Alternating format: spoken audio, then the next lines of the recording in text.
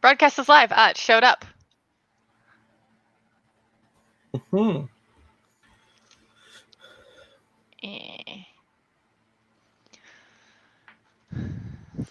Damn. Yeah, but are we live? I'm assuming. Yes. It's Facebook Live, yes.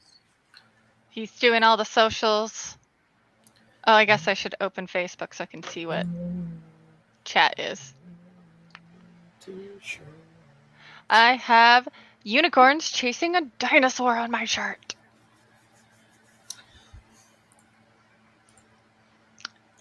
FYI. Cool. Can I mute? Can I just open this? Oh my gosh. There we go. Hi, Matt. No, I didn't want it. There we go. Oh, the delay's not that bad either. Cool. I would like to tell you Matt is such a gem. I started trying a new cider today. Oh. It is it'll take me a while to finish. It is the do we pronounce it acai? Acai, but go ahead. So it's acai lemonade, and it also has blueberry in it, and it's by Avid, which is a Portland cider, or an Oregon cider at least. Focus. Nope, it's okay. It is almost bone dry on the scale of sweet to dry. Oh, that's actually pretty great. So many ciders are so good. And it is 6.2%. Cheers to that. And with that, I believe we're going to start pretty soon. Are y'all good? Cheers. Yeah. I'll drink to that, bro. Okay, I'm going to give Keith that clap for the Soundcasting Network. 3, 2, 1. Maniacs, all y'all, welcome to another fine edition of the Phoning It In Salt Tier Podcast. I believe this is 81. Is it? We're getting up there in the numbers, and we're glad to have you here. We got Goon, we got Sage Bro, we got Loud and Brown. We got the secret Keith the Boogie producer behind the scenes. We are not coming to you from Studio 212. Sorry? He's producing. We are not coming to you from Studio 212 in South Lake Union, Seattle, but we are in the general area of West Central Washington, mostly King County, but, in or around that area. Whatever, we're in the Pacific Northwest. Let's deal with it that way. And we're having a fantastic time. I'm going to skip right to the beautiful where's my camera? Right to the beautiful sponsor here. We got Voodoo Ranger. Thank you for sponsoring this podcast. That is a company-owned, B-certified brewery from New Belgium. But Voodoo Ranger is their IPA line. They make some fantastic stuff, and they also help put on a rad series of tournaments called The Bonus Round. Woo! Woo! Woo! Led by Goon B&W. Although the Twitter handle always shocks me a little bit when I'm like, why am I getting notifications for this person? Oh, that's Goon. Never mind. He's got something else put in front of him. I am Loud and Brown. I am at Loud and Brown on Instagram and Twitter, on PS4 and Steam. I am known as Gross Def with a PH. I will be there mostly for fighting games and FPS. If you want to really dump on me, I am a bad shooter gamer. And I'm going to shoot over to my video right, and I guess it'll be the one with the lipstick on. Introduce yourself. On what? The centerfold. Santa, the reddest one. It's me, Sage Bell. Everything's always reversed. Yeah. You can find me at Sage Bell on most things. If you can't find it that way, add an _model. Sometimes Sage Bees you'll find me, but pretty much it's Sage Bell at Twitch, Twitter, and Patreon. And then Sage Bell _model on Facebook and Instagram. And we're just doing the intros right before we do the rest. So, Goon. Hello, it's Goon PNW. I haven't been around in a while, so I decided to show my face again. Hello, everybody. You can catch me on Goon PNW on Twitter and PSN, as well as Twitch. I recently started streaming, so if you guys want to come and support me, that would be awesome. I stream primarily fighting games, and I do party game nights with friends once every other week. So be sure to check that out. We usually started gambling gift subs, so come watch us throw some money towards our friends to support them anyway if we win or lose. And besides that, like I don't really think I've been up to much. Just been trying to play games and working and trying to beat the heat, but I kind of miss going outside and hanging out with friends. It's been quite a long time, and I care for them, so I don't want them to potentially get sick. So I am staying at home. But it's good to see everybody here, and can't wait to get into the conversations with y'all. Oh, man. Hey, what's good, Devin? I see you in the chat there, man. I've been doing good. Well, y'all, thanks for tuning in. And if you're not sure of other avenues to catch us, we are currently streaming on Facebook for video. We are on a SoundCloud. And also, more importantly, we're on soundcastingnetwork.com. That is our house and home with other beautiful podcasts going on. You can also find us on Google Play, iTunes, Spotify. Ooh, someone help me out. I'm getting old. I'm getting old, huh? Is that it? Anyway, you can also find stuff on Instagram and Twitter. That's salt_tier pod. Facebook is just Salt Tier Podcast. YouTube is Salt Tier Podcast. And by forces of all that is mighty, I swear to heck that London is going to get last week's video up and hopefully this week's video up too. Sorry we're behind. If you are only a YouTube shill, you'll be getting this late. But, you know, right now we're in the beginning of the week, the last week of July in COVID summer 2020. And now, yeah, I guess that's it. Oh, you know what? What were you playing? Oh. Before we forget, the super producer behind the scenes, we're talking about the Sultan of Spaghetti. Pause. What? What was that? Are you giving it room for us to say something? Yes. Dude, the region of rigatoni. I miss saying that. That's what I need to say. And Emperor Elote too. Emperor Elote. Mr. Keith the Boogie. The Boogie. In the house. Thank you, sir. We got a new streaming mechanic going on right now. It seems to be working pretty well. Ideally, this will allow us to dual stream so we don't have to worry about so much stuff on the back end, and it'll just kind of happen automatically. And then all London has to do is make a cover photo. Bim, bam, boom. We're all done. But let's talk about games. Super easy. All Loud and Brown play this week was I didn't even play Street Fighter. All I played was Tekken and Overwatch. Called it a week. I stayed busy. I exercised a whole lot. And I watched a lot of HBO. But what on HBO?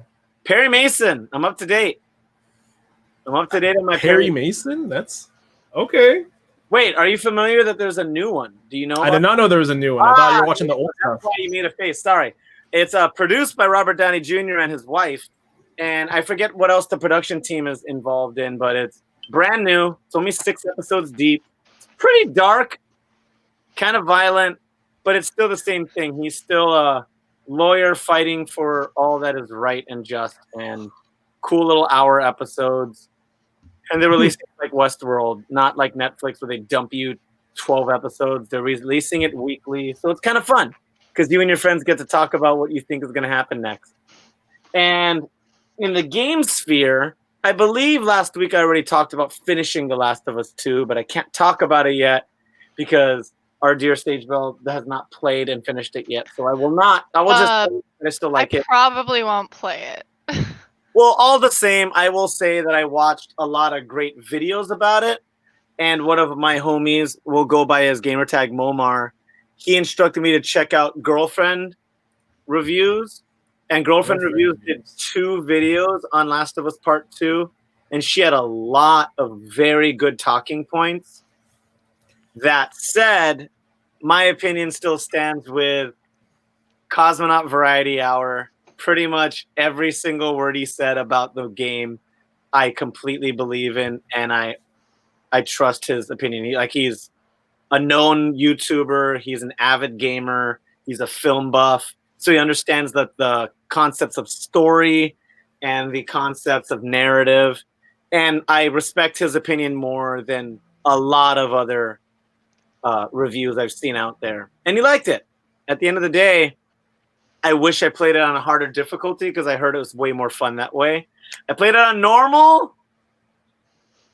And that's all. There's nothing wrong with playing it on normal. Yeah. No, but like, you know, you paused like you thought we were gonna berate you. No. But what I'm saying is, when a new Halo comes out or a new COD comes out, I play it on hard as soon as it comes out. That's just where my brain works because I've played those for so long. I know I'm better than the normal difficulty, and I'm not gonna have as much fun in the campaign. Do you Like Halo own on an normal. Xbox? Sorry? Do you own an Xbox? I had an Xbox 360. So Okay. when the Halos came out, I would play them all on hard because I played Halo 2 on normal, and it felt kind of dumb after I've been playing all that multiplayer. And I played 3, Reach, and 4 all on hard, and it was a way more enjoyable experience.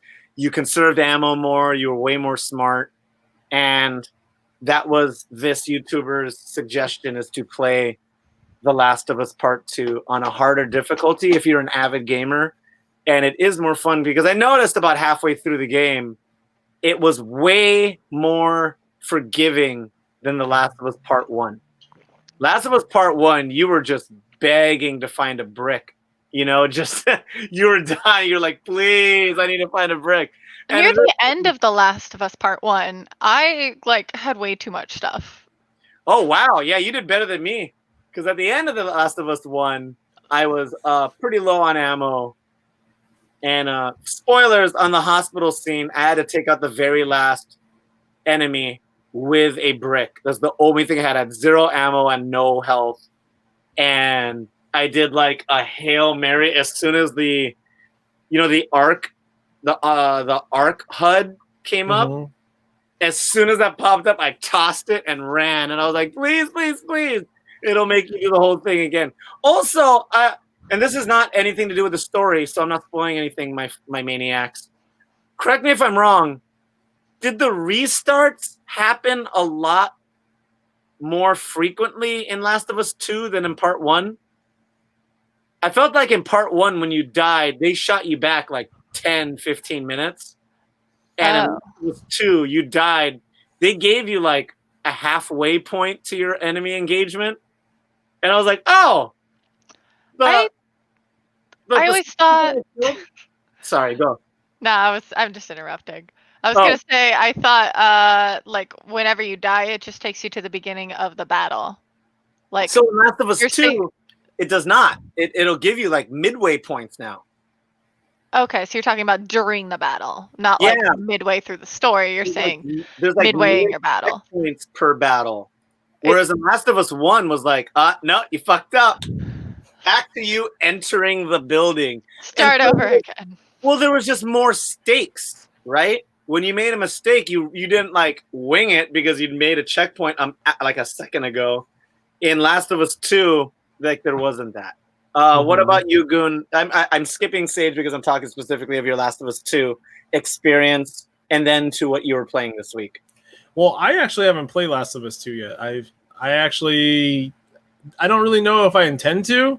But I have been eyeballing Ghost of Tsushima. But I haven't gotten a chance to play that yet. But I know that a lot of people are raving about it, especially the Western audience. I heard the Japanese audience don't really like it that much because they said that it's a poor depiction of what Japanese mythology and like lore is actually like. So I'm interested to see, because you know that Ghost of Tsushima was actually written by an American studio, right? Not a Japanese dev. Yes, So it was. so like a lot of Japanese people are like, it's okay. So I'm interested to see because they're calling it they're just calling it what, Dark Souls with samurais, basically. So I want to play and see how it is and judge for myself. Austin recommends it. Yeah, of course he recommends it. Play it. Yeah, I'll get around to playing it. It's on my list for sure. I like story driven games. I haven't played one in a little bit, so that's really like I don't really have any input to give you on Last of Us 2. I just remember playing Last of Us 1 and it like towards the end of the game, items were just really in huge quantities and supply, so like you just didn't felt like you were struggling anymore. But like the beginning part of the game felt difficult, especially if you had it on a higher difficulty. I'd say, yeah, beginning and middle of that game were pretty hard, and at the end it was like, you did the hard part. Yeah, you like there was an attempt. You did fine. You're good now. So I mean, like weird at the end of the game. Here's a giraffe. Please pet it. Yeah, I also kind of have tiffs with Naughty Dog and how they treated the staff that did Last of Us 2. So that's also another reason why I'm not really playing it. And that's why I buy hard copies, so you don't have to give them any money. I'm an old gamer. What can I say? I'm an old man, and that's the one thing I like to do. Wouldn't a hard copy still give them the money? I mean, they got my money, but if I hand it to you to play, you give them zero money. That's true. You know what I mean? Yeah, that is true. But yeah, I mean, aside from that, I really just go based off of what everyone else says about Last of Us 2, and I assume the game, from what I understand, looks fine, and the story is good. It's so gorgeous. It's gorgeous. I saw like the game physics too, and like the game physics looks great. Like just how everything is handled, like how you can move things around, and then like the smallest objects interacting with the environment is literally like crystal precise. Like it's like I don't know if you guys saw that Twitter video, but they were seeing how the rope works in Last of Us 2. Like you can literally wrap it around like in a building, and it will actually stay wrapped around rather than like glitch through walls and stuff like that. I thought that was dope. They're real smart. And that's awesome. Like we got to that weird part of video games that, just 20 years ago, just 10 years ago, we were like, this through the great. wall. But it's to the point where the cinematics will turn into live gameplay with no cuts, no load screens, and it's crazy. I don't know where they're hiding these load screens. But what else have you been playing? I'm sorry. Especially, we'll get into your FGC stuff, but you could just at least name drop which ones you've been playing. I mean, I've really just been playing Tekken a lot. Like, I mean, Dragon Ball is still on my list. Like, of course, I'm always playing that. But, like, Tekken, I just recently got into, and I've been really enjoying that. Aside from that, like, I've just been playing a bunch of party games with friends. So, like, we played Pummel Party the other night, and that's really fun. Which it's basically just a gorier and more devilish Mario Party. Oh my god! Like, and it's only $15 on Steam, so I'd recommend it. Ooh. But we're gonna keep playing party games, so I'm hoping to get Sage involved for the next run too. Because it was me, Andy, our friends Andy, so Mr. Cup Nasty, and our friend Slim. It's just Slim TV, and Moose ended up playing with us too. So.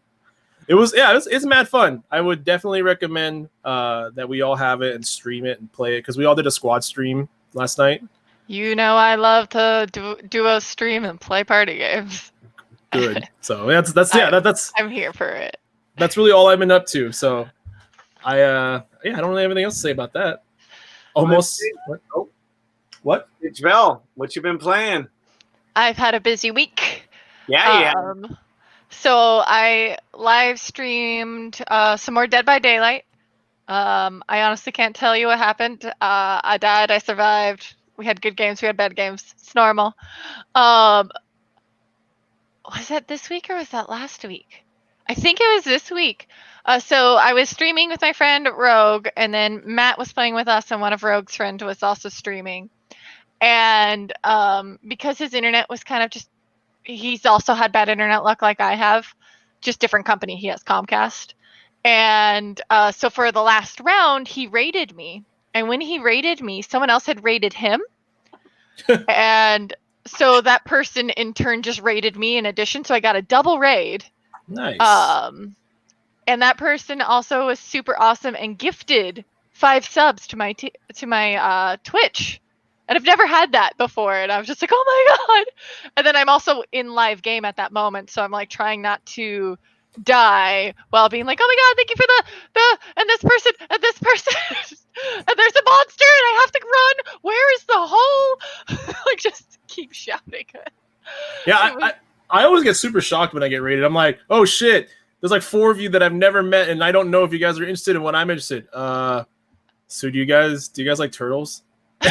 and just have these like random conversations. I don't know what to do with them. Like Christian, our buddy Zethrin always raids me at the end of his streams, and he always brings like 3 people with him, and I'm just like, hello, welcome. we would either raid you. Is it Ryok? His name's not Ryoku. That's wrong. You know who I'm talking about though? He's an FGC dude that streams. Oh, okay. I know it's like RY, and then the rest of it autofills for me. So I either do you 2 or I do Riri, and she's super awesome, and I love her. And this time she was playing this really weird bunny game, and we couldn't look away, and so all of us were still in voice chat watching her stream, like what the fuck. And then so I'm still PDX Land's still ongoing, and I played Battlefield 4. Nice. And what it was knife game, and it was everybody who's competing against staff who have guns, and so we can only use our knives. And so it's like What? For the staff, it basically is zombies with knives coming at them. And the final prize, so each there was like 3 or 4 wins. Is that gin? Blanco tequila. Oh, okay. Okay. Okay. So there was a graphics card on the line. There was I think a controller, and then a mid-tier gaming computer. And I was like trying so hard for the mid-tier computer. I'm like, it'll be better than mine. And I'm pretty positive that the person who was right in front of me who killed the staff member that I was going for was the person who won. I was like, oh, it was so close. Wait, is PDX Land still going on, or is that over now? It's going through September, so it's like still going. Damn. Yeah, it's not LAN. It's a summer event to help raise money for PDX Land because of COVID. And so there's still we got a whole bunch of sponsors, so they're just spacing out. They're just doing like 1 tournament a day, Thursday, Friday, Saturday, every weekend. Okay. And so I've tried to enter as many as possible because winning is hard. And then Saturday, I actually live streamed Gang Beast tournament, and I got really far. Nice. Yeah. I got so far. I would tell you it's 5 or 6, like top 5 or 6. I don't really know how you get to 5th or 6th place. So, And so when you go and become a professional Gang Beast esports athlete, don't forget all of us here at Saltwood. I mean, if I could do something like Gang Beast, I'm oddly pretty decent at. Just some people are obviously better, but it's one game that I've played an obscure, random amount that I can bullshit my way as far as possible. I'm freaking awful at it. It's so hard. I don't understand it at all. I can tell you the tricks that you need to know. Nah, keep your secrets. You're gonna go pro. No. Go pro. So because if you want to me, what? Dead weight. So if you just want to be really heavy, you hit square. To lift your arms up in the air is the triangle. So if you're grabbing with one of your bumpers, you can grab and lift. And I have a really great clip of me actually saying this out loud. I'm like, okay, because you see me knock him out. Because it's really hard to just punch and knock someone out. I'm terrible at it. And I knock him out, and I'm like, yeah, okay, now go lift him. And so I pick him up and lift him, and I'm like, all right, and now throw. And he had just woken up in time to grab onto the ceiling, and so it's just me trying to throw him off an elevator going, God damn it, I can't do it.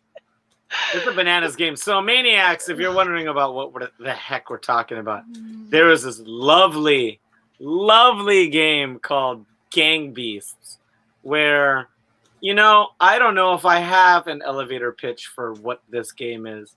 Sageville, do you want to give a 20-second explanation on what this is? It's like a weird physics base, but not at the same time. You're like dummy characters. You can punch, you can grab, you can jump, and you can't throw.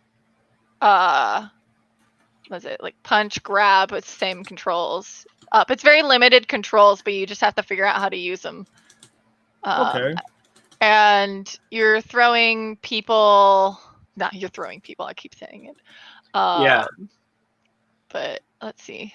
I mean, the easiest way for me to combine two games to get other gamers to understand this is it's Power Stone meets Octodad. Is that ridiculous? Are those I love both? Octodad. Are those both too obscure to make sense? I feel like Gang Beasts is more popular than both of those games. It is. Octodad hasn't been popular in a grip. And Power Stone is lost in the ether of anybody over 25. So exactly what I was describing, I dropped a link in all the chats. So you can click on it and watch just the clip of me having the problem, and then you'll understand the game. Nice. Yeah, it's cute. You play these like kind of animal humanoids, and they were in kigurumis, which are like pajamas, and it's like a very low violence, like action, like competitive game. It's fun. It's such a good party game. It's a great party game. It's one of the best party games, especially for casual gamers. King of the Hill. It's a King of the Hill game, yeah. It's a King of the Hill game. If you have some slightly more hardcore gamers in the house, I would level up to Lethal League. But that's me. That's my favorite party game is Lethal League. But Lethal League is only two player, whereas Gang Beasts is 4. Is that 4 tops? Gang Beasts is 4 players, yes. No, Gang Beasts. It's not? So you guys were both at EVO last year. Yes. Yeah. Did you not see that arena? There was a Gang Beasts arena in the gaming area, and you can fill that. So there was like a local party. You can have over 20 people. I'm pretty. Oh my god! There's like no limit on a console or like a local party. Online, you can have up to 12, I think, right now. Oh my god! That's and you can have beyond that if it's local party. I don't know what it is. I'm trying to think of like a tournament, like 4v4 Gang Beasts, but with sponsors and being super profesh. Oh my god, that's so funny already in my head. Profesh. Hey, I could come up with slang at the age of 37. I'm still cool. What is a Super Bunny Man? So that's the game that we rated Riri with. She was playing Super Bunny Man, and again, the characters don't have a lot of movement. You can grab, you can jump, and you can... Yes. I think that's it. You can jump 2 different ways, maybe. You can also straighten your legs out and not jump. You can just hold them straight. And what is you're trying to get you and your partner to the special area, like finish the level, but you also want to get the carrot. Interesting. I've never ever heard of that. I will see if I can find a link. So moving on, Maniacs. That was several of the games that Sage Bell, Goon, and Loudenbound have played. But we're going to get on to some topics that happened this week, which happens to also be games people have played. I got no topics, but I got stuff to talk about because the cons, Maniacs, that's short for conventions. The cons that we were supposed to have this summer are still happening. They're all online. Notably, San Diego Comic-Con, or the Comic-Con International company that is putting out content, and it's not just comics, it's not just movies, some of it is games, and along with that, some other gaming conventions have been thrown by the wayside, so they're putting out material now and trailers to get hype, because at the end of the day, you end up playing games at home, usually alone, so it doesn't need a social space. If anything, PAX, E3, and all of these gaming events are just expensive ways to advertise, you can get people to play at home. Anyway, trailers got dropped, some tournaments happened, some beautiful Street Fighter players that have wonderful wives have had lovely streams that blew up into bullshit comment toxicity for no good reason. Was it like the Japanese streamer? Yeah, that won the Tekken? It's Street Am I Fighter wrong? 5. It was Street Fighter? Yeah, it was Momochi, right? Wait, what are you talking? Wait. I'm lost. What are we? I'm confused. Who are we talking about? I'm talking about the Japanese pro Street Fighter player and his wife was Oh, that's Fudo. Sorry. You shared the clip, I think. That's Fudo. It's Fudo. So we can start with that topic since it's going to be pretty quick. Also, just to dive in real quick, this is, if you're just tuning in, Salt Tier Podcast. This is Soundcasting Network's very own video game podcast where your argument is potato cake. That too. I was gonna say banana hammock, but I'll take potato cake. And we are brought to you by Voodoo Ranger IPA. # Live Rangerously. We're gonna talk about Fudo for a second and the FGC scene as it pertains to Street Fighter. And it's a small topic, but I want you to talk about it. Well, I feel like it's less about fighting games and more about gamer culture and how nerds just don't understand that that's what a supportive person is. Okay, so I mean, I'm sure no one knows the video. Yeah, I'm sure no one knows what I'm talking about, but so basically, if you guys are aware, Capcom has a pro tour for Street Fighter. It's called Capcom Cup. So because they can't do it in person, they're doing it online, which already is horrible. I hate the idea, but they're doing it by region, and it was Asia, and it was Daigo Umehara, which is like one of the most legendary Street Fighter players in the world, versus Fudo, who recently just got married, and his wife is adorable, and they had their entire wedding paid for and sponsored by Razer. So long as they had to show Razer memorabilia when they were taking their wedding photos. So there's a picture of Fudo in a yukata sitting with his wife in a kimono, and they're just holding Razer gear. Which is I'm hey, if Razer pays for your wedding and they spend tens of thousands of dollars on your wedding, fuck it. I'll product placement for you. I mean, technically you can do every photo with the product and then redo the photo without it. Yeah. As long as they have content to work with, I'm sure they don't care if you redo it. I'm sure they have personable photos that they don't have Razer stuff on, but you better believe that. You gotta know those parents are not gonna be digging. It was a cute ceremony, though. It was a cute ceremony. So basically, it was the grand finals, and it was Daigo versus Fudo, and Fudo ended up resetting the bracket on Daigo. So it was at the grand finals of the event, and then it got to 3-2, and then Daigo won, and then Fudo's wife was filming him play, and as he lost, she started crying, and she was really sad that he lost, and I felt like he also really wanted to cry, but he was trying to be the more supportive, the stronger partner, and be he doesn't also want to cry, so they're both just messes. He wants to try to cheer his partner up, so he doesn't do anything, and tells her that it's okay, that he'll do better next time, and she's just crying her eyes out, and then it got media attention on Twitter, and it started trending, and a lot of people did see the fact that it's a supportive person that's really sad that their partner didn't succeed in something that's literally their career, right? If you have a partner that you're dating and you care for them very much, and something they're super passionate in, right? And you support them through it. And if they had something really important happen, but then they ended up either falling super short of grasping it, wouldn't you also be sad for them, right? And some people, more than others, she was really heartbroken over it. And then the shitty thing about this is not everyone agreed. So you had people in the Twitter comments making fun of her crying, basically saying that she sounds cringy as a quote unquote. I would also say a lot of those people probably don't speak a second language, don't understand what's going on, and they're just going off the sounds. And they're like, why is she crying like that? That's so weird. She's so weird.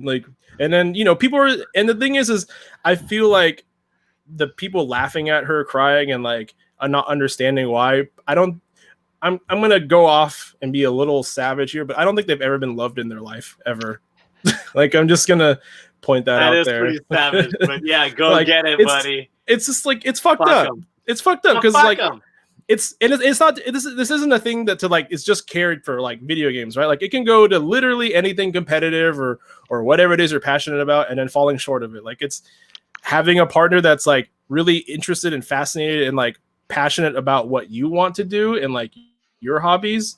Like that's totally okay. And I think a lot of people just don't understand that, and it's really shitty to see. Like especially like reading some of the comments as I'm like going through. I'm like, man, like these guys are assholes. Like fuck these dudes. So to give some people that are watching this that don't watch every week, not you, Matt, the other people that maybe tune in from time to time, this is coming from a real place for Goon, because he does have a very supportive and active partner, and they're supportive of each other, and it's freaking beautiful to see, and that's what we like to see in the gaming community. But not everybody has that.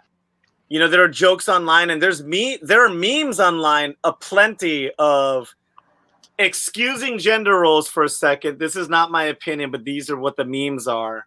A gaming male and a woman trying to get their attention because it's not, you know, it's not a cohesive relationship. And that's just I've been in that relationship. It does exist. But it's 2020, and there's so much of a larger spectrum of that. And it's to the point where there are professional gamers, and support and everything is anything that you would be supportive of, you know, be it a football player or a lawyer or anything.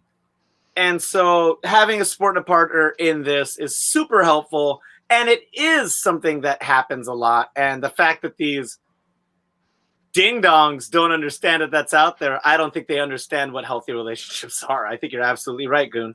I think they just fantasize the idea of like it's fucked up. You said this earlier. Right now, but say it right now because I know what you're gonna say. It's a very incel thing to think of, right? Where it's like how do I put this into words without getting pissed? Get pissed. So like saltier, man. Get salty. It's a Monday.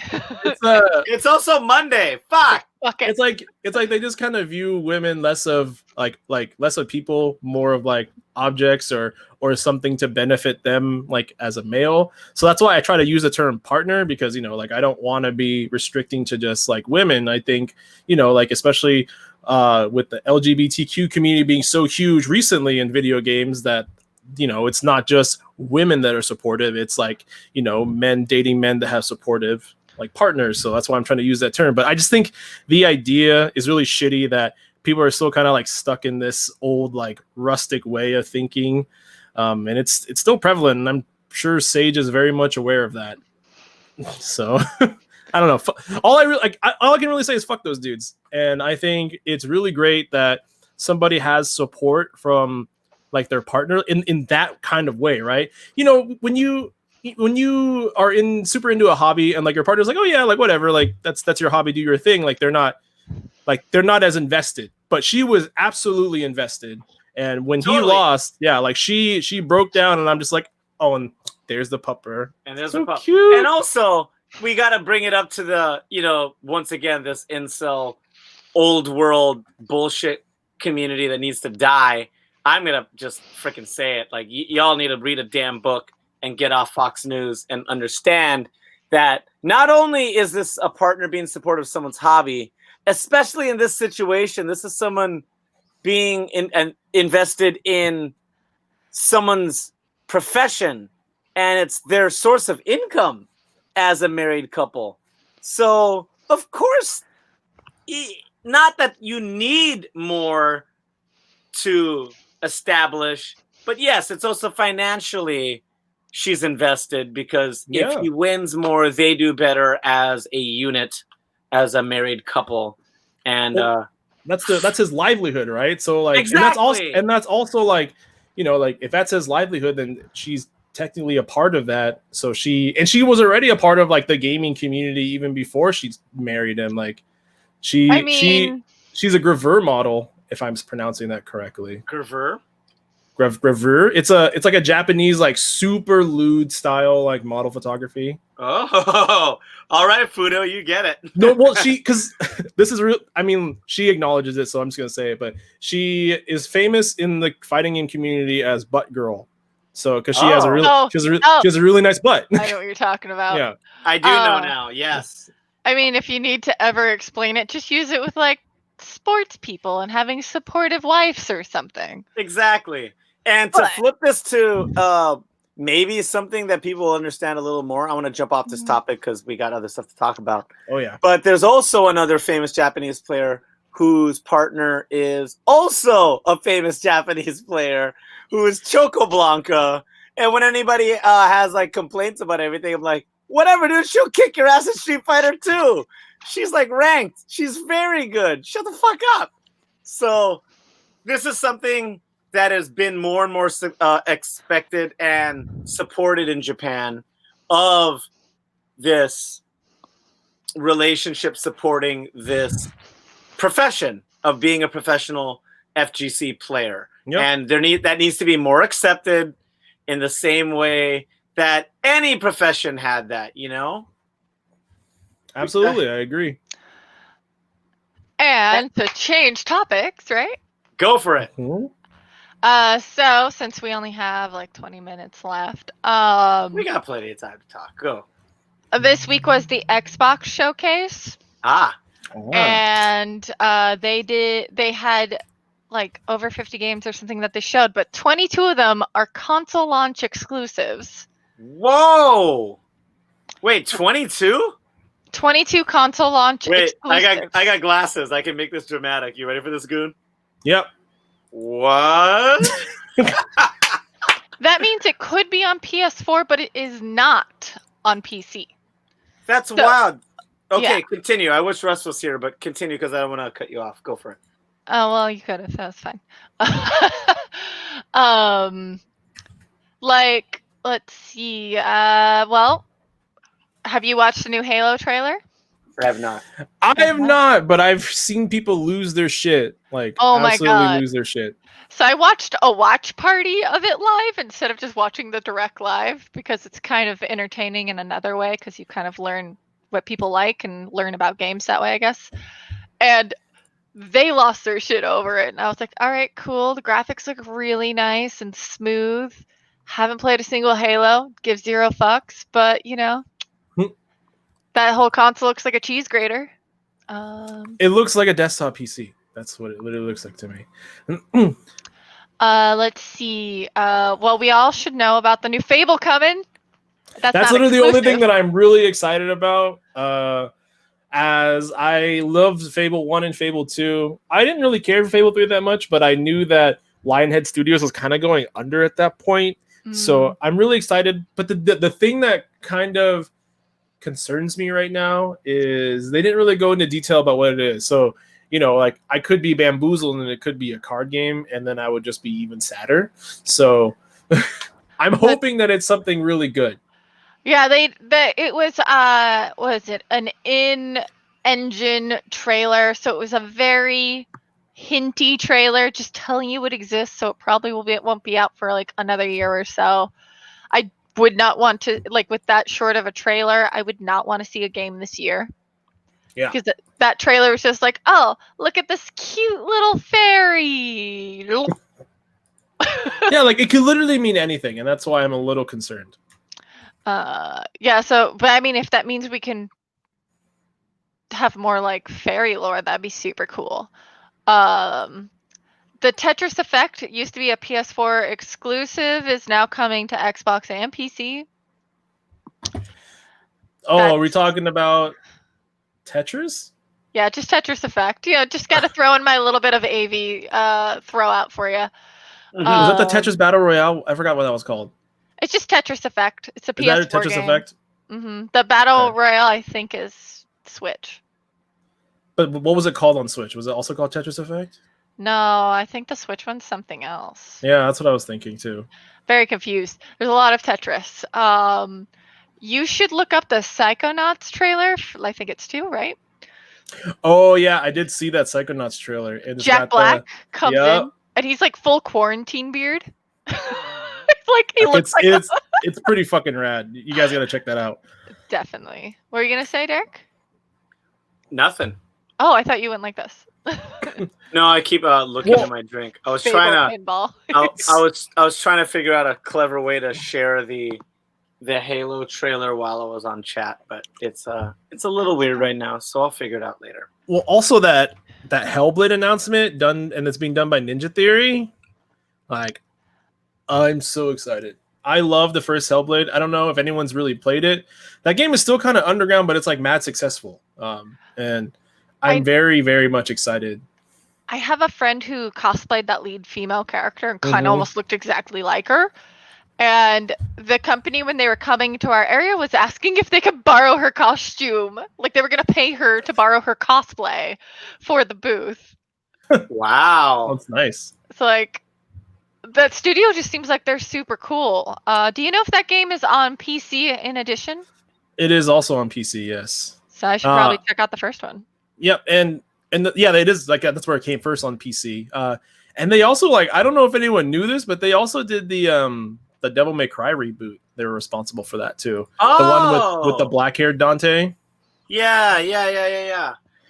And I thought that wasn't bad. I thought it was pretty good. Like, there was an element of that didn't seem like in-house Capcom. Yeah, it wasn't Capcom at all. Like, it was Ninja Blade or Ninja Theory. And they're also this is just trivia, but they also did Disney Infinity. Oof. You know, when Skylanders was kind of still really big. Dude, like that was, you know, we could laugh at that now, but the move to support that made sense because Skylanders was taking over. But you can never tell it just died after a while. It was so weird. It just died because I don't know if it's because iPads got cheaper or like Fortnite is just really that popular with 9-year-olds, but I need to look that up now. I need to look up what killed Skylanders. I gotta figure this out. What killed when Skylanders? Supporting Wii U. Hey, Kotaku. What killed Skylanders? What killed Skylanders? Oh, and be useful. That new State of Decay trailer too, by the way, was also really dope. I don't know if you saw that. When that trailer started, I thought it was like gonna, like, the way it looked was like a POC version of Tomb Raider, and I was like, I'm here for this. I'm here. Oh, there goes that's a zombie deer. Zombie, yeah. That was dope as hell. You know what else has zombie deers? But who did it like 10 years ago? Huh? You ready for this? This is gonna be my boy lips summer of 2020. It was Big Buck Hunter. What Hunter? Big Buck Hunter did zombie deers years ago. Yeah. If you go to any random dive bar and they happen to have a Big Buck Hunter, there's like a zombie mode. You get to shoot zombie deer. I think I've played a zombie one of those. I am bad at Big Buck Hunter. I am no good. I'm not good at a lot of old school games. Like Gun Con, old school Atari, skee ball, pinball. I'm bad at all of that. I'm very much a product of middle school gaming, 16-bit and up.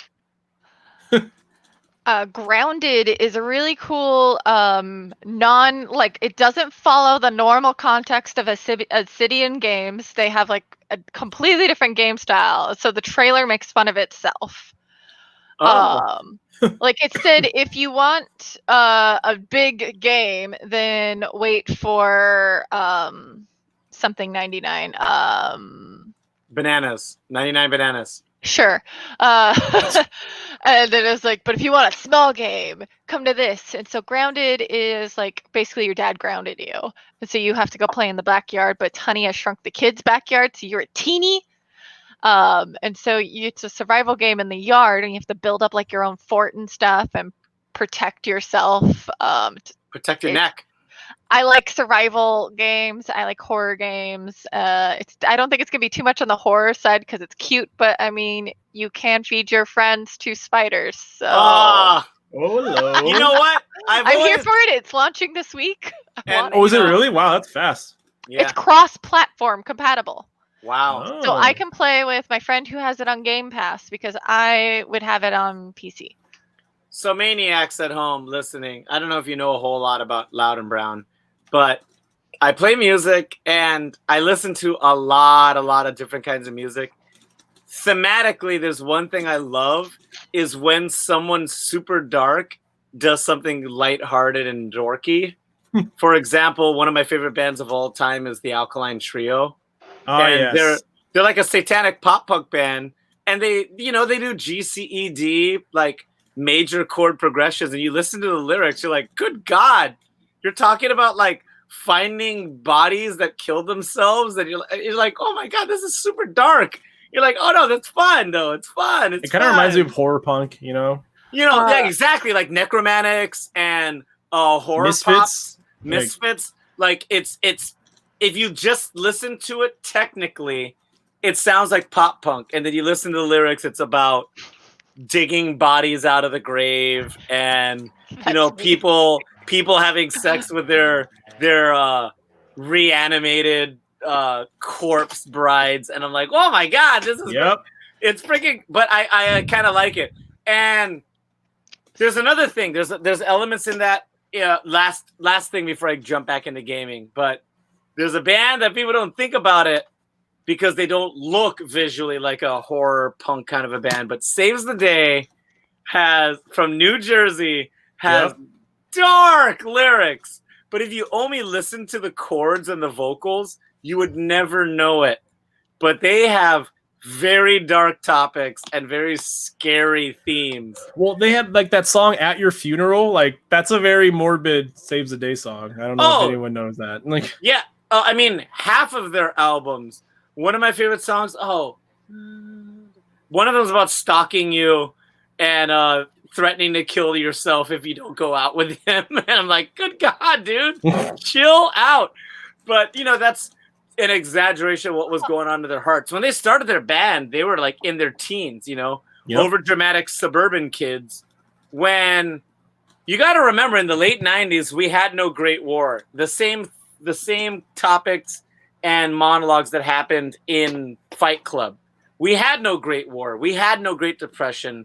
So we found pain in the everyday that we were exposed to. It did actually destroy our lives when we didn't have a prom date. It did kill our lives when we weren't accepted into a friend group. We weren't center city urban kids that were dodging bullets. We didn't have abusive parents. Like, the little things were the only thing we could focus on with our mental capacities. And that's what happened. That said, talking about crazy things in pop punk, it is kind of awesome when you have cute things in video games that are super dark. As the resident old man gamer, I will bring up Conker's Bad Fur Day. I loved Conker's Bad Fur Day. But the material was super dark, but it was like fluffy animals as your avatar. Yep. But then the more you play, it's like, God, this is a TVMA game. It's super... It's very mature, and it made it funnier. If you were just playing like a skinny white dude in this world of platforming and shooting, it wouldn't be anywhere near as interesting. Oh, I forgot to mention, I didn't realize it until I just thought of it and remembered it. But do you guys know there's a 24 karat gold PS5 coming out? Oof. I'll believe it. Yo, hold up. Believe it. Nothing is shocking. I'll post it right here. It's right here. I'll post it in the chat. But yeah, it's a 24 karat gold. I don't know who makes it, but it's ridiculous. You guys need to check that shit out. And just a side note for Obsidian Games, for anyone who doesn't know, they made Fallout New Vegas. They made Outer Worlds, which I believe announced another version of Outer Worlds is coming out. The trailer for Outer Worlds looks like Fallout. And they're also doing a new RPG game called Avowed. Wow, that's a busy studio. So yeah, they're launching they announced 3 games during the showcase. Damn. Mm-hmm. It's crazy. And which showcase is this? I'm sorry. The Xbox showcase. Thank you. I think So PS4 was in June. So we're still waiting on a official like faux online packs because they're gonna have their own batch of announcements. Well, PAX never really announces anything. Yeah, I guess you're right. PAX, they just let you demo shit. Yeah, but they have to do something different this year. That's for sure. Well, as well, so you guys know about how Evo was canceled, right? Yeah. So they're having the Japanese devs are having what they call an FGC summit at the end of the month on the 31st. So what that entails is all the devs are going to come together and they're going to talk about the state of their games. So that involves like character, like season drops and like DLC drops, and we're hoping that they're going to talk about the netcode too. So it's going to be Christ. Yes, please. God, it's going to be on the 31st. So they said that they're going to start on the 31st, and I think of July. Bandai Namco is first. That's and they're Friday. going to talk about Tekken. Yeah. Okay, Maniacs, I'm saying this right here and right now. We will do an emergency. I don't know if it's going to be a stream. Yeah, we could do a stream. We could do on something. Friday? I feel like we need to do something because this involves bonus round and this involves Salt Tier so much that we have to be a part of us getting it out to people that otherwise wouldn't have known it. Because obviously the bonus round FGC and Ban and Seattle Tekken knows about it. And Northwest Street Fighter knows about it. This summit is huge, right? Because it's literally every major fighting game developer. So Arxis, Bandai Namco, Capcom, SNK is also going to be talking about stuff. Yeah, like and French Bread too. And French Bread makes Under Night. Like they're. Sage, go ahead. Think it's possible we could host a watch party? I mean, it's possible. I'm down with it. I just don't know what it's going to be like because it's going to be in Japan time. It's not going to be North American time. Yeah. Fair. Once it'll be again, late we're ruined night by being Americans. Well, if it's late night on a Friday, if it's late night on Thursday, not so much. I mean, but if it's late night on a probably going to be up, so I'm going to be streaming that shit. Sage Bill knows that Loud and Brown will be awake. We've had like because one Japanese fighting game developer is like, all right, we're going to do rollback netcode. And everyone's like, oh shit. So are the other companies going to do it too? But like none of the companies have said anything. So I wonder if they're going to say something at a summit. So we'll see. Do you remember last year's Tekken just pulling our leg the entire time? Yeah, with like the whole thing. He's like, I got nothing else to say. Oh wait, yes I do. Yeah, fucking Harada was like, and that's it. Or oh my god, the Leroy Jones teaser. No, the Fakam teaser like blew everyone's mind. Like everyone yelled at the top of their lungs when they saw Fakam and Zafina. Oh, well, that was me. But Fakam, and this is another thing. Like, and not to get too political out there, but yes, politics. I'm a Blasian, and representation does matter. And there are a lot of Asian Americans that play fighting games. And when they introduce someone that's not just Japanese or American or white in some way, right? Or a random white, it is super interesting to us. I hate like all fighter games when they do a American female, it's blonde. Yeah. And male. Yeah. Like why are they always have to be blonde? Guile. Well, the most definitive fighting game males in fighting games are in Street Fighter. Ken and Guile are just blonde hair, blue-eyed dudes. Cammy's a blonde. Nina Williams is blonde. They're your tall American characters. Yeah. But then they went to the complete other side of the spectrum. Like, hey, here's Sean. He's black, blonde, like black hair, brown eyes, and of course he has a basketball for no reason. I think in terms of like cultural standpoints, I think Tekken 7 has done a really good job of like showcasing characters from all over the world. Like for example, like Philippines. Yeah, they have Filipinos with Josie. And Josie in the house. The cool thing about that is like a lot of like the characters from like different cultures like speak their language in that video game, right? That's my favorite thing about that. I think that's really cool. Thing. Like Fakam speaks Thai. Yeah, Fakam speaks Thai. Leo speaks German. Who else? Like, and then of course the Japanese characters speak Japanese, and then they even have Shaheen who speaks like Middle Eastern. I don't know where he's from. I think he's Saudi Arabian. Does he speak Farsi or Arabic? I think it's Arabic. I think he speaks Arabic. Doesn't the one with the little pink-haired one with the wings, the robot girl, does she speak Russian? Alisa? No, she doesn't speak Russian. She speaks Japanese, but that's Alisa. And the thing is, so yeah, I know. Well, she's Basanovich. She's like a robot. But that sounds Russian. Yeah, it is Russian. Yeah, but it's the default. It's a Japanese game, and I respect that. You have Catarina Alves, who is Brazilian, speaking Portuguese, which is really dope too. I know Street Fighter needs to get on that level. Right now, Street Fighter only has English and Japanese. Kangaroos. And you have to toggle it. You either have all Japanese or so you have to go into the back end of the game and program it to be like, I want this character to speak Japanese. I want this character to speak English. And when you play story mode, it's kind of stupid because people are speaking two different languages, but everybody understands each other. Like, it's not a problem. Like, this is dumb. Yep. Tekken is doing it right. And may I bring up Tarantino and X-Men First Class to talk about the subject of regional languages mattering in the narrative. Okay. Because in Inglourious Bastards, you're not going to do a Nazi Germany story in France. Sorry, not Nazi Germany. When everybody's speaking English, that doesn't make any sense. They would speak German or French. It was the largest grossing movie to have less than 50% of the dialogue in English in America. And it's because he was like, I wasn't doing that on purpose. This is a war that took place in Europe and people would speak these languages. I felt that was, and he was like, I felt like that was super normal. That just makes more sense. And then you look at X-Men First Class, he goes around hunting Nazis, and of course they're not going to speak English when they go and hunt down Nazis. There's other languages going on. Like, we're at a point where people understand that there's other languages in the world, and we need to nurture that and make it cool and not. Perfect example, Goon. You will love this example.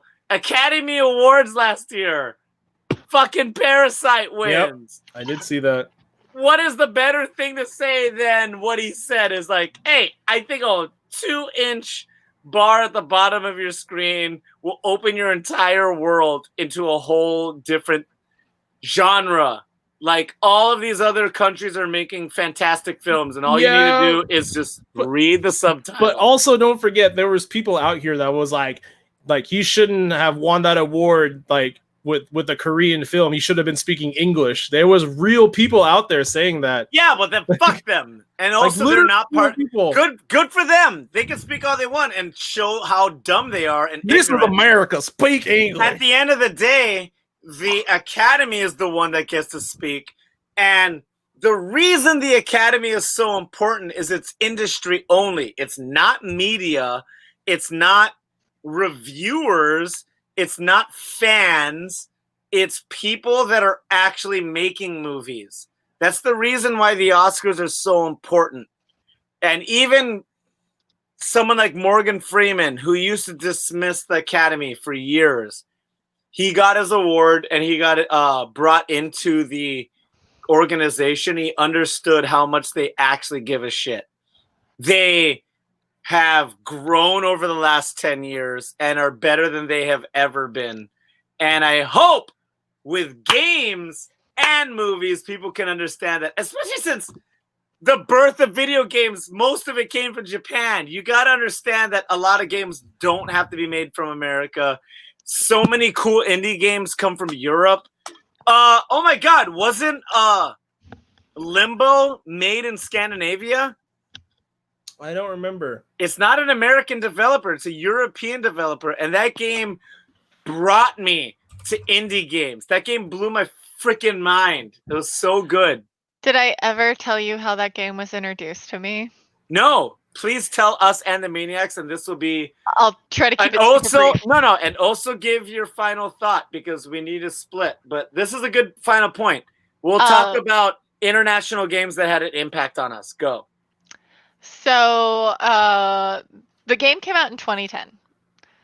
So it was probably maybe like a year old when I ever was introduced to this. I was over at my friend's house, so I was up here visiting Seattle, and I was in their gaming basement, and they're like, "Hey, you should play this game." I'm like, "Okay, do," and I'm playing. And I'm like, "Huh, this is interesting." They're like, "Oh, walk right up there." And so I walk up, and just this spider leg just. I was like, and Limbo's a 2D like horror puzzle game, and there was a spider that you have to get past and run through past for like the first little bit of mini puzzles in this game, and it is horrifying. And they knew what was going on, but they didn't want to tell me. They just kept telling me what to do, and I just died like in so many different ways. It was so traumatic that I bought it on PC and played it. Hell yeah. Because again, I like horror games, so I'm just like, oh, this punishment, let's do it. I'm too much of a wimp to play horror games. Okay, but closing statement, Sage Bell, please and thank you. Stay safe, wear your mask, and watch me Thursday, Friday, and Saturday on Twitch. And what's the Twitch handle? Hell yeah. /SageBell. Let's see, wait. Yeah, because it's Overwatch on Friday. Ooh. Maybe Borderlands Thursday, or it's gonna be Dead by Daylight. Depends on our mood. And then Saturday is TF2, I think. I don't know. Damn. You're You're playing hella games this week. Yeah, it's 2 of those is PDX LAN tournaments. Yeah, it's TF2 dodgeball. So I have no idea what it is, but I know I can stream it because my computer does not hate me when it comes to TF2 Overwatch or Dead by Daylight / Borderlands. So Nice. I can stream all of those games. So watch me then. Well, tight. Thank you. I will do my Follow closing me on statements Twitter before at doing- SageBell to see what I'm streaming. Yes, at Now Oliver. SageBell. Yeah, at SageBell. Now over to you. Thank you. So I am Loud and Brown at Loud and Brown. That's Instagram and Twitter. I am Gross Deaf with a PH on PS4 and Steam. I am mostly just playing Overwatch and Tekken. All of my Street Fighter friends have abandoned me.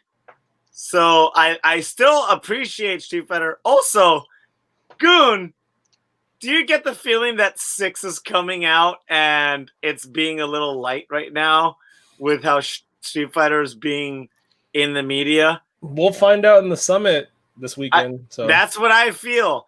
I will see all of you at the summit.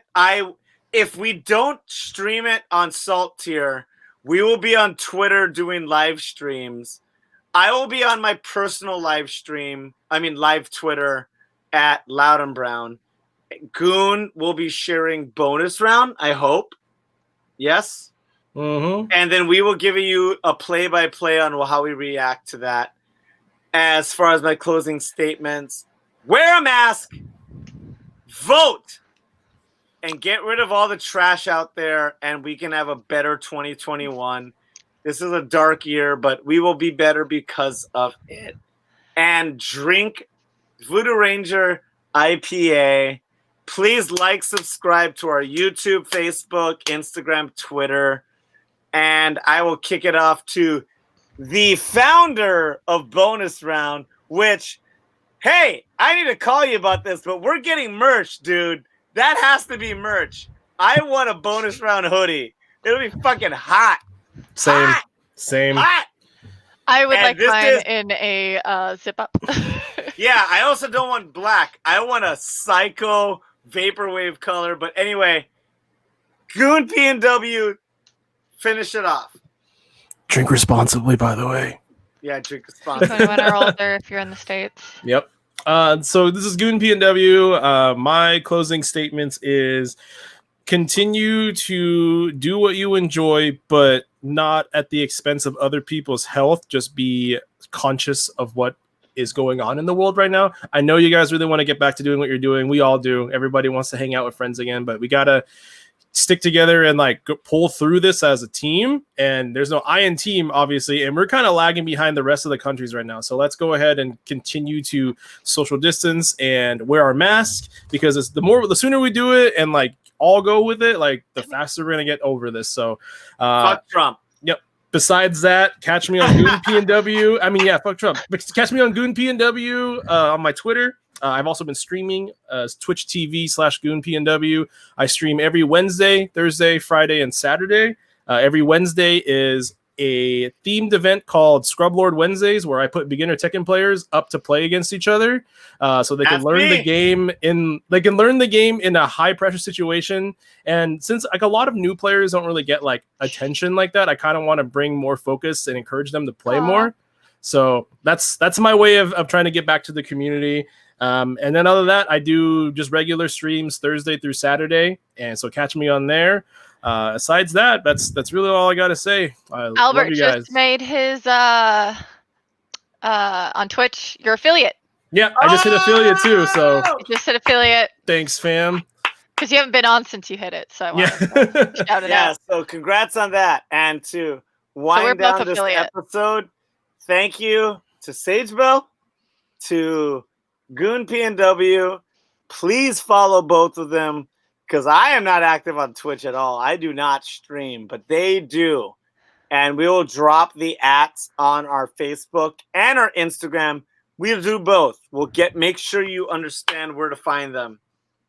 This is Salt Tier Podcast. This is the video game podcast where the argument is Banana Hammock. And I just dropped my mic. Sorry. I saw that. We are brought to you by... Thank you, Matt, by the way. We are brought to you by Voodoo Ranger IPA. It is New Belgium's IPA series and # Live Rangerously. B Corp certified and employee owned. A fantastic IPA. I know so many people that don't like IPAs and drink their product, and it's freaking fantastic. That's me. Also, that's me. I'm people. You are people. Also, we are part of the Soundcasting Network, doing great podcasts, an independent podcast studio, not under the umbrella of all of the other ones like, well, I'm not going to reference them, like The Office and Dave Chang and Joe Rogan. They're all under conglomerate podcast companies.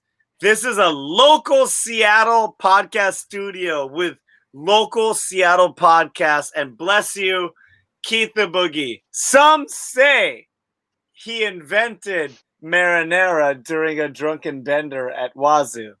They call him Keith the Boogie! Yay! And you can find him at soundcastingnetwork.com. We have podcasts about the nightlife. We have podcasts about bar culture. We have podcasts about entrepreneurialism. Did I say that right? Sure. Thank you. Tune in to Soundcasting Network for all of your best Seattle podcasts. Thank you for joining us. Thank you to Sagebell and Goon PNW. Please stay tuned to us, because on Friday, this summit is going to be fucking awesome. And it's going to be great. It's going to be the future of fighting games. And we're going to have a lot of fun. And that's what we matter. Right? That's what we care about. Woo. Indeed. Yeah. All right. Absolutely. Like, subscribe, and share. # thank you kindly. We're done. Take care.